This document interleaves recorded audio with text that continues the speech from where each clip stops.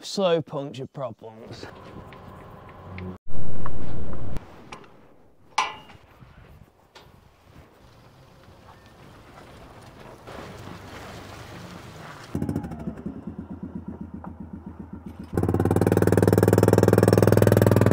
Hello everyone, welcome back to the channel. We are finally back after a little bit of a Christmas break, and funnily enough it is just starting to dry up a little bit as we go. Touch wood, we do not want to be drinking anything. Just looking back, the field that we're in now is the one that we moved the beef flock out of, and just look how much it's dried up in a week.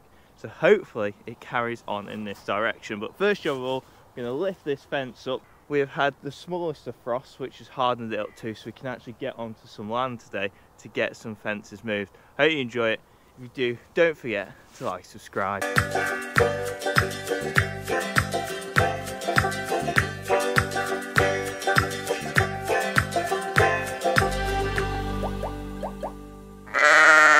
So just before we get cracking with that, I just want to show you how much grass is actually left on this field. I know it's had a week to recover, but this field looked like a mud bath, didn't it, in that last video? And all this grass was actually left. So you can see, if I go like this now, there was actually probably another 3 or 4 days grazing on here, but just because it was so wet, they were treading it into the ground, and it's wasting the grazing on the farm across all of the sheep. Fingers crossed with this dry period, we might get back to normality, but it means we're moving the sheep a lot quicker, and it means I'm having to find a little bit more grazing. I am getting slightly worried that the grass on the farm might not last them. It should do, but if not, they might just have to come in a couple of weeks earlier.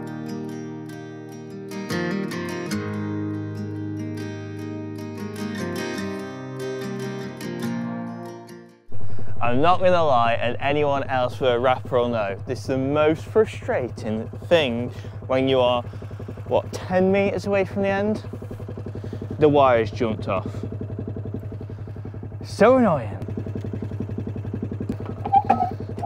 Backup has arrived. So Ellie, you come here.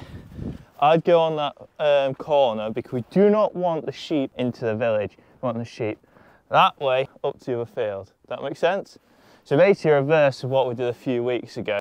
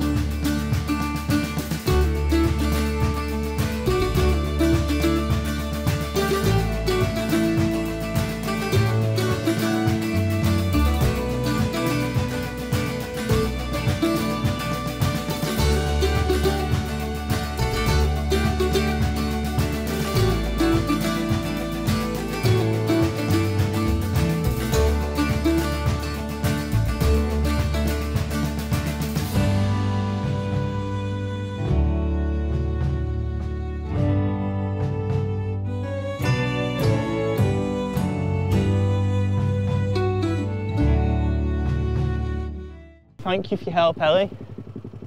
That went to plan. Say bye to Ellie. They know you too well, Jose. Right, I'll see you in a bit. You right?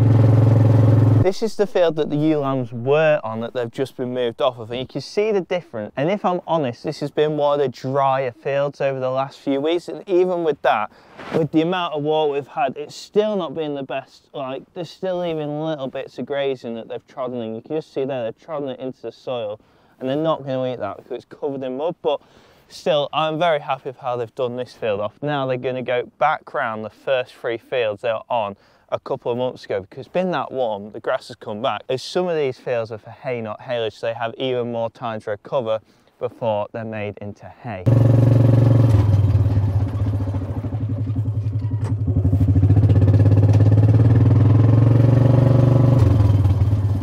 I know I always say this, but one of the things I love to see is just the difference between grazed and ungrazed grass. So this is where the footpath is, so we didn't put into the field, and this is the grazed grass. If you look a bit closer in this side, you'll see all the dead bits of grass and grass with disease. So this probably isn't going to come back as well in the winter, whereas this, where the sheep's grazed all the badness out, this should come back fresh and a lot better in the spring. It's one of the sad things I like to see, but it just shows how using livestock, how good livestock can be for the land. So this is the field we've just moved the ewe lambs into, and it's already been grazed once. And this just puts into perspective how well sheep graze out disease and dead grass. If you look down here, it's fresh grass. There is the odd little bit of dead stuff in there, but it's a dramatic amount less than what it would have been if it hadn't been grazed in the first time. We weren't going to graze all this again, but because it's been stupidly warm this winter, it's come back. We're going to knock it back again. We've got this one, that one, and then we're going to figure out where it's going to go for the next few weeks.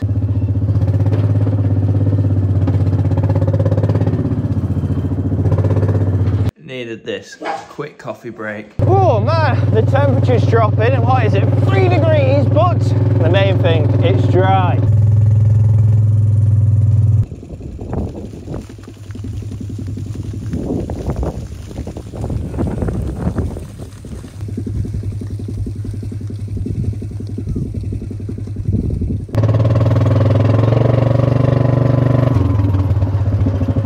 I'll be seeing yellow posts for days after today. There must be at least 150 on there.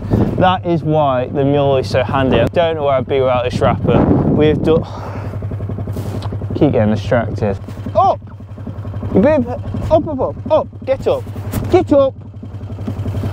Yeah, I don't know where we'd be without this wrapper. I'm on the 5th field now. I've just picked up the bottom field that the ewes are in. I'm going to quickly whack the yellow posts around or chuck them out, move them up here, and then we'll be done. But we've done this, what, 5 fields in 5-6 hours. That's picked up 3, put 2 back down. Like, what would I do without the wrapper? I've probably done 2 max. Like, some bit of kit. Well, it was bound to happen at some point this year.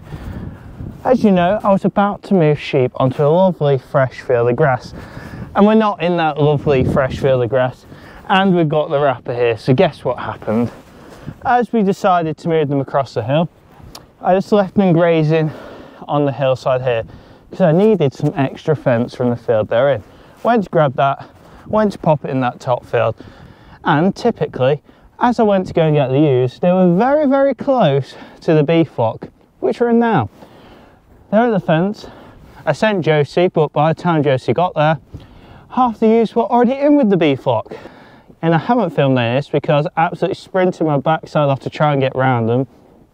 Absolutely pointless, because now we have all the B flock in here, in with all of the A flock singles, which is lovely, but they're not meant to be. So we got the wrapper out. I'm going to do it in the morning now, because as it's going to be pitch black, I'm not going to be able to see the colours on the back. But that is what has happened. Obviously not a job we wanted to be doing, but now on to shedding these ewes with the cock up yesterday. So you've got Ellie in the background pushing them up. So singles are going in the pen, then we're going to push the rest back to the field so we're not risking them getting mixed up again.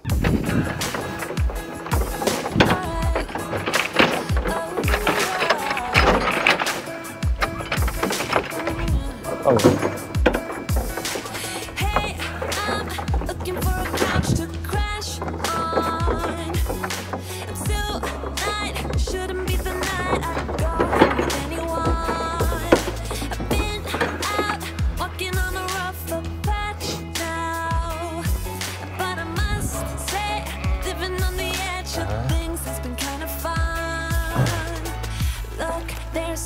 Right here, one or a few on there. Man, did you see me though?